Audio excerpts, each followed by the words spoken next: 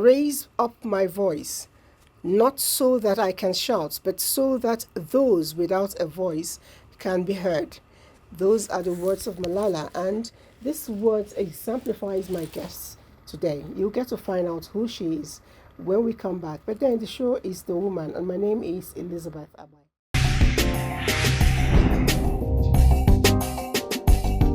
I did mention that my guest is one voice that has helped a lot of people stand straight, stand tall, especially the less privileged. And you'll be wondering, is she a politician? The answer is no. My guest is a writer.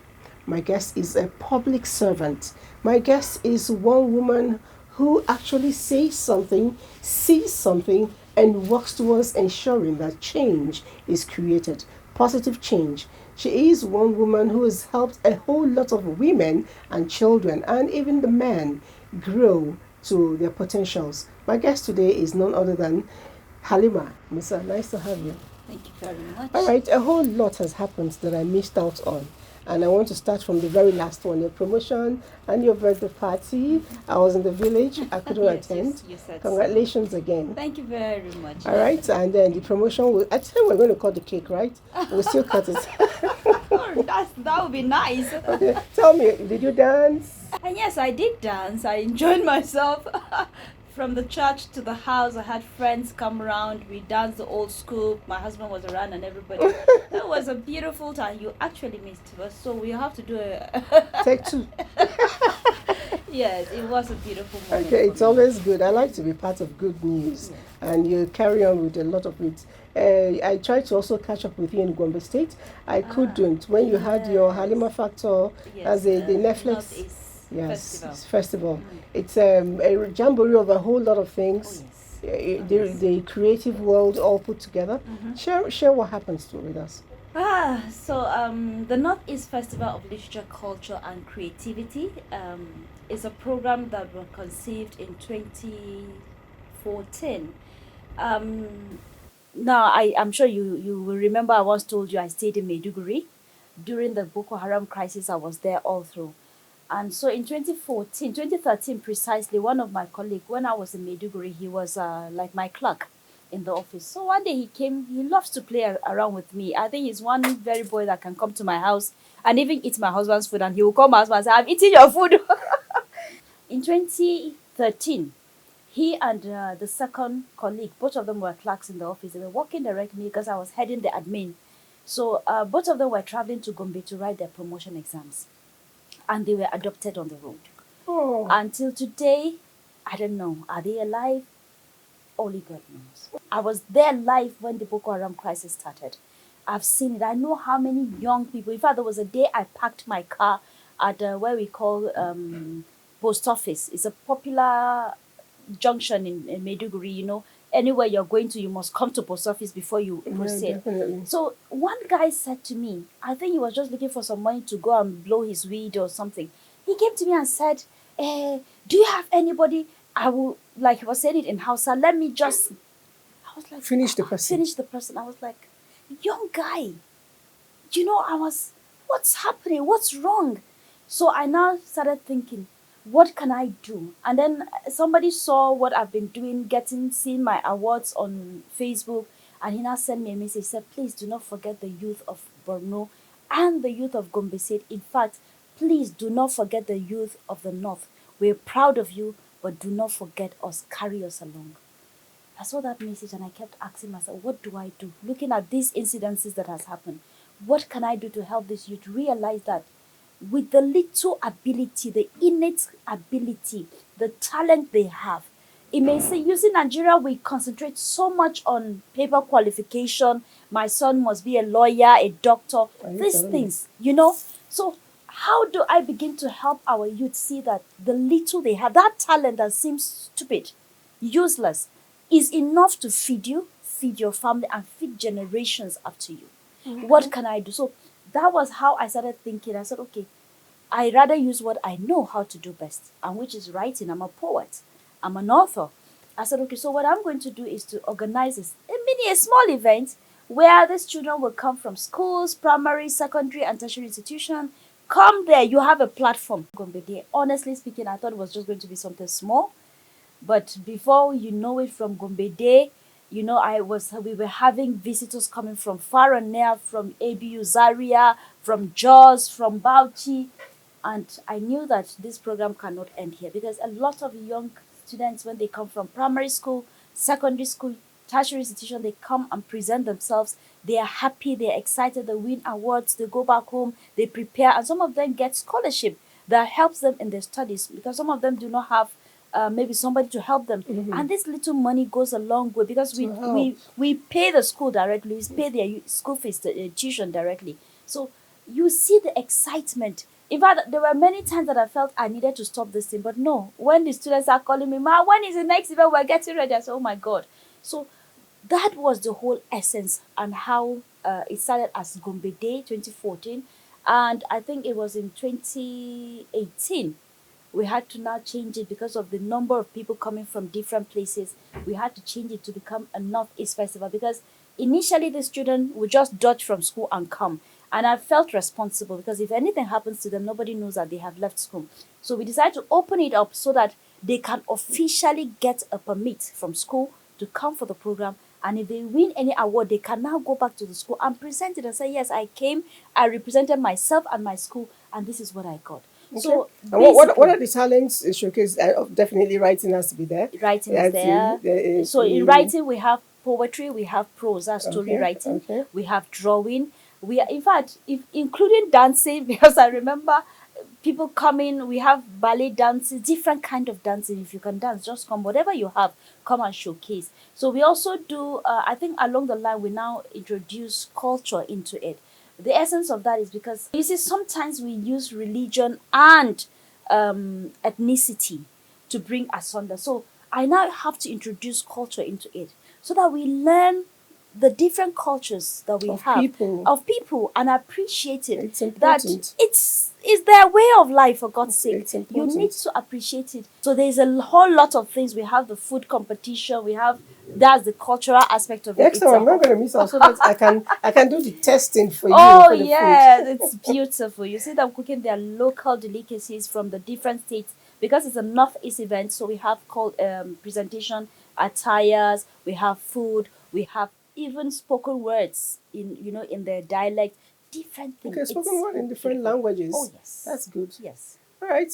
Interesting. Next year I'll try to Oh, catch up you with it. have I missed out on to. this year's You have time. to. I really made effort to come, but it wasn't Yeah, I possible. know, I So I'll know. try to catch up with it. But then I also noticed I stumbled on something, you know, a bridge that was down, and after a while that bridge came up.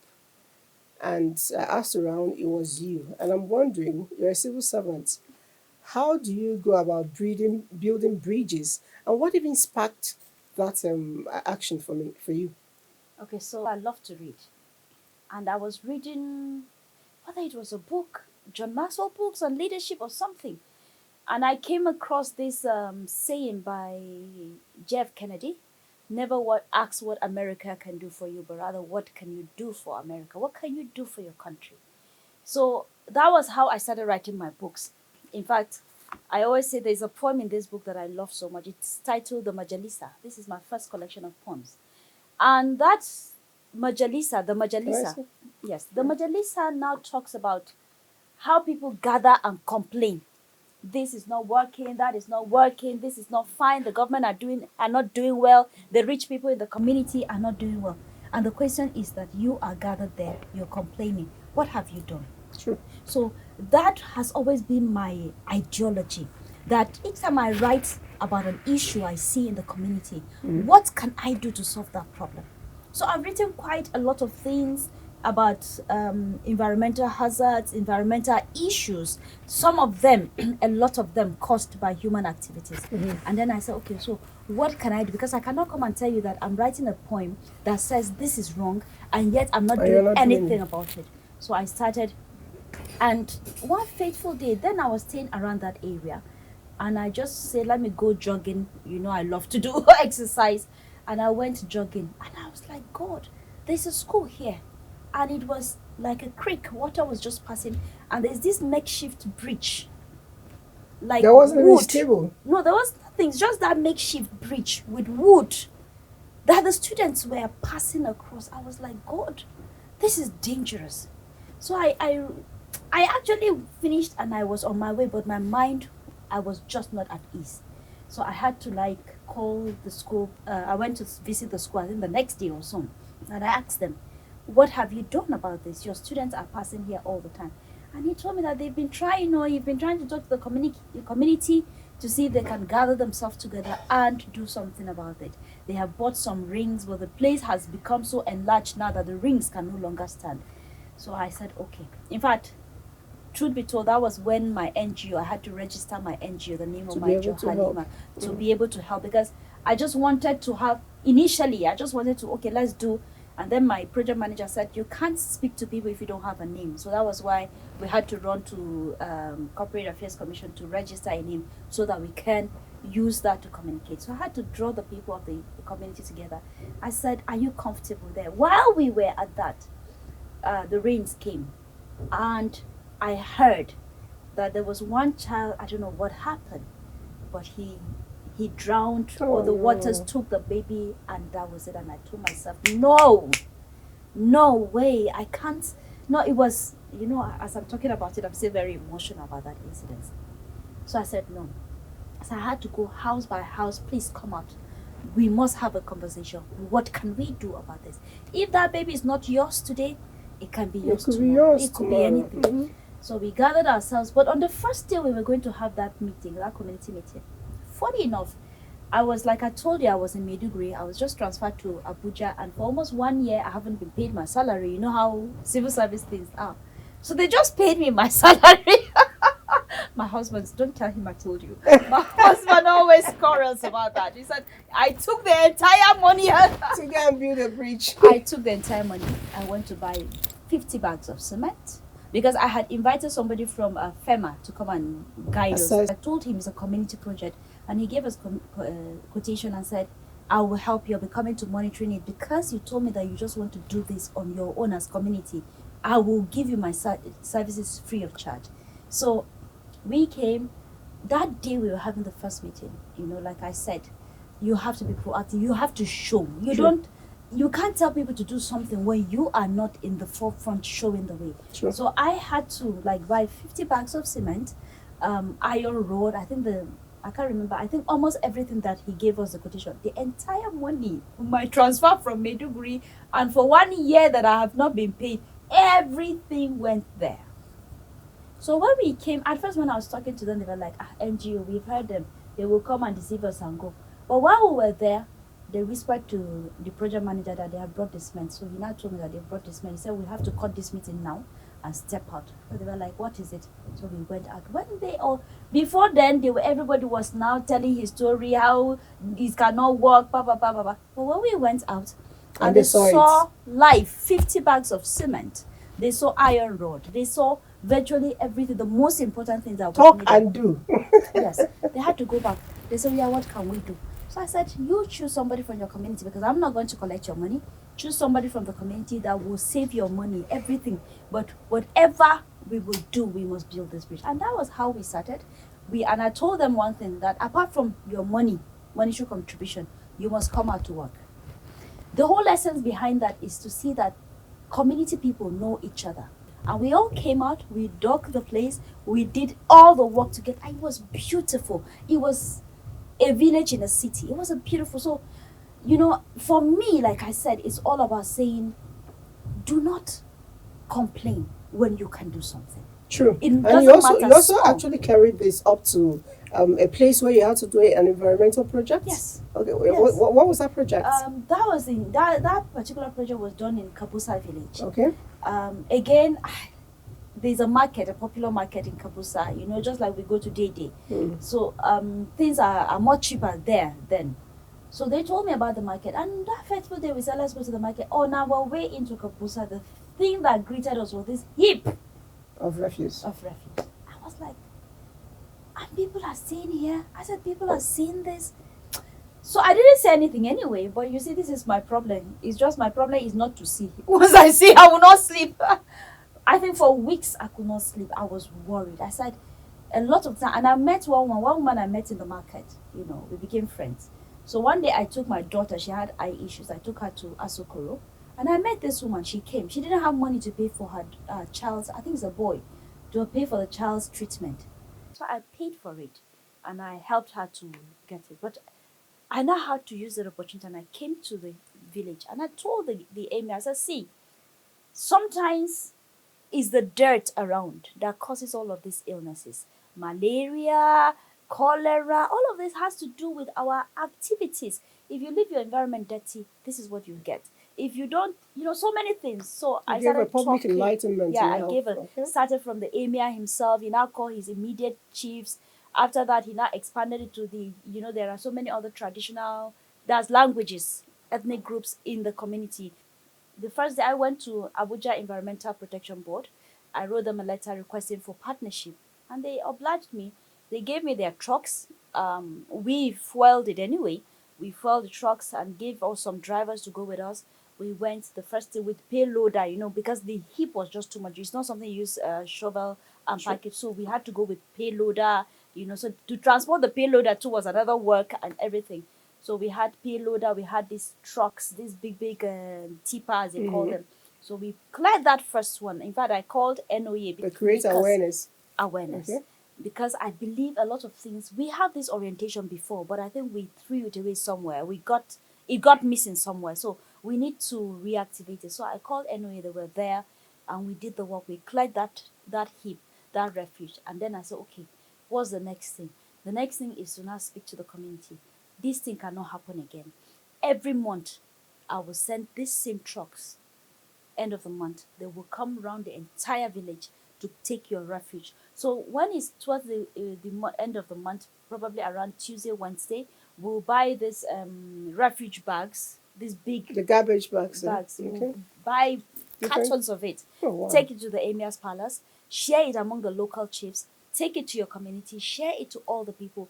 By Saturday morning, by Friday evening, Saturday morning, clear all the refuges, pack it, because again another problem we have in Abuja is that people just sweep. Then they'll just sweep and pour it outside, Or into the gutter or even. into the gutter. So I said no, when you sweep, please package it into this nylon and keep it, tie it. We'll come and And pack it. collect it. And if there are dirt in the drainages, in the gutters, please package it. So I had volunteers from the community that were more or less on a bit of allowance that I give them. And I have volunteers in my own NGO that we go out that Saturday together, we go around, we pick the garbages, and where there's nobody, because some of the places are shops and they know it's sanitation day, they will not come. And because I gave instruction, we go out with police, told the emir that the instruction must go down. No, nobody should open his shop until Until you're done. sanitation is done. I became a local government chairman on my own. Anyway, but I think they saw the essence of it and they cooperated. So we went around with it. We ran that program for 1 whole year. Because it's not about how much money we Mm-mm, make, really. mm-mm. You are a public servant, Oh a civil yes. servant, if you Mm. choose, and out of your, making Meager salary, salary. you're able to get these things done. Meaning that we all can Okay. do it Sure. in any way. It's a Yes. question of having the mindset, Mm-hmm. and I know your mindset came from writing a lot of things, Ah. and that these are just a few of your books. I know Mm-hmm. because I actually met you as a writer. As a writer. Because I know when I saved your number, the first one I wrote Halima the The writer. writer So, and that has been a long time when you were president of of the Abuja Writers Club. Association of Nigerian Authors. Yes, Yes. okay. And then you Yes. had reading clubs and all of that. Mm-hmm. It was fun. I Mm-hmm. enjoyed them. Yes. But I'm wondering, a lot of women like to write, but we never get around to doing it. How did you acquire the skills of Hmm. writing? So I think everything about me is a story, right? Okay, I have so all the time. you know, I always tell people that I don't know whether I found the writing or the writing found me. Because I started as a poet, so I always, when they ask me how did you learn to write poems, I say I'm not sure. I learned how to write poem. I think the poem found me. Because while I was much younger, I lost my parents much younger, especially my mom. So I grew up with my aunt. So I have this jota that I just carry and write whatever I was feeling. When I'm happy, I write something. When I'm sad, I just write it. Whatever I see, I write. People are fighting, I write. I was staying in Jos then, and I was going to school in Maiduguri. So I was watching the topography. You can see the changes from the green grasses in the Jos area where it's wet. As you Correct. proceed north, you see how it's getting drier and drier, and you can see the difference between the type of trees that grow. There are places that you see the trees are longer. As you go higher in deeper into the north, you see the green grasses, the trees, different. So I You're love to. actually talking, you're taking me, through the journey. Aha. I'm already transiting. So I just love to write. I'm in the bus, people are shouting, I write. So that was the beginning of it. But like I said, most of my writing I always feel like I needed to address something with my writing.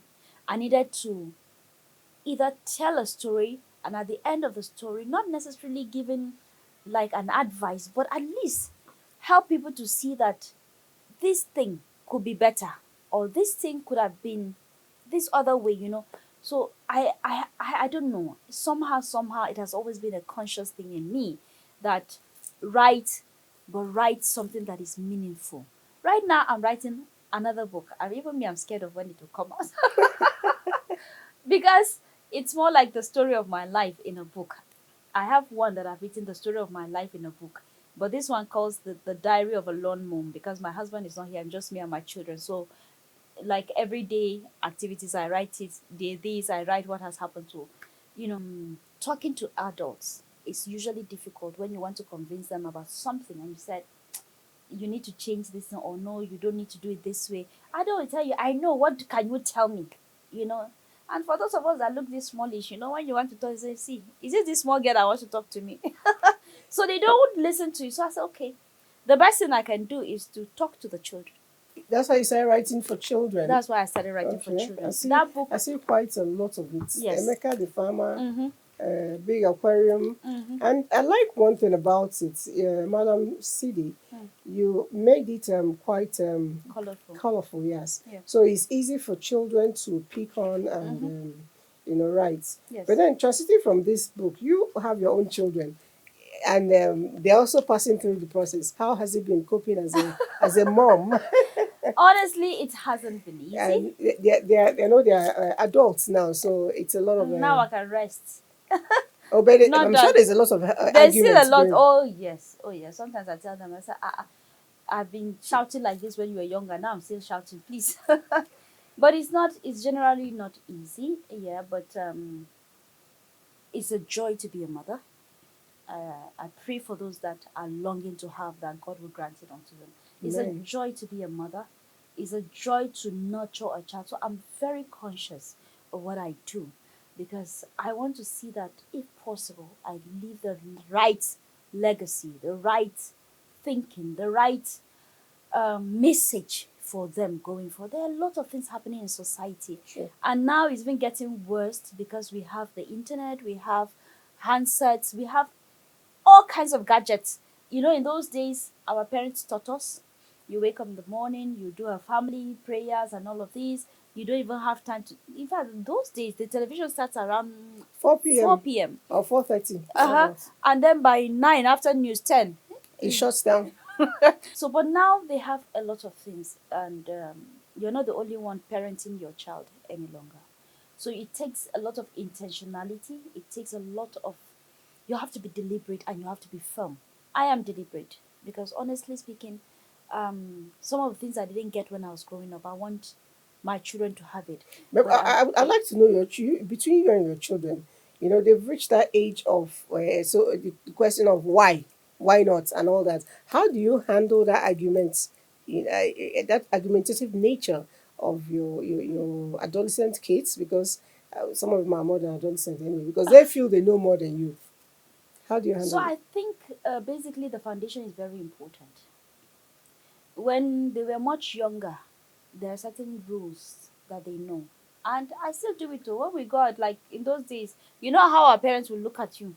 So I think my children grew up with those things because, again, like I said, I'm a lone mom. My husband is not here. Anything happens to these children, they say you spoil the children. Sure. So I am conscious of that. So I make sure, and then one thing I also do is I have time. We sit down, let's talk. Now I've graduated from being a mom to being a friend. So my daughter, in fact, 2 days ago I was going out. I went out the first day. The second day I was going out, I think it was on Wednesday or Thursday. She said, Mommy, you become a big girl. Oh. Ah. I said, what did I do? She said, so you left this house without even telling me. Can you imagine that? My own daughter. So when I'm going out now, I'll just go and say, Auntie, I'm going out. So she's a good girl. Yeah, so you must know when to transition from being a mother to being a friend. Otherwise, you lose them. Yes. Now, when you're not busy, I know you're very busy. What do you do for relaxation? Don't tell me you read. I know. Okay, I will not say that one. Okay, so I told you I love the sports. I play golf. So sometimes I go out. Sometimes I just walk around.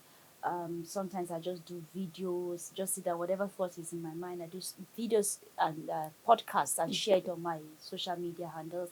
And yes, I love to cook. Wow. Mm-hmm. But I want to go into that kitchen and watch you cook. Oh, sure. All right, because I know that in a little while we're going for visiting day. So let's go. Yes, today is visiting day. And she called me, Mommy, today. I said, my God. We'll all go together. All right, that's good. Thank you. Please be my guest. All right, sure.